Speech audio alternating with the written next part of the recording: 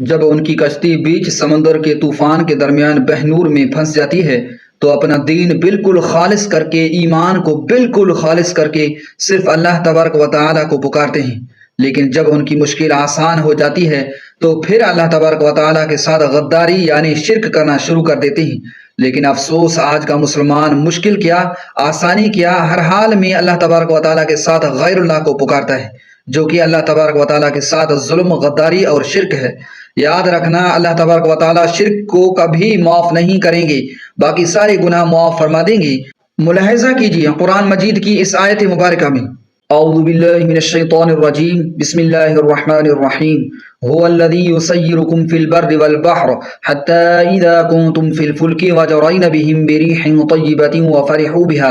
جاءتها ريح عاصف وجاءهم الموج من كل مكان وظنوا أنهم أحيط بهم دعوا الله مخلصين له الدين لئن أنجيتنا من هذه لنكونن من الشاكرين۔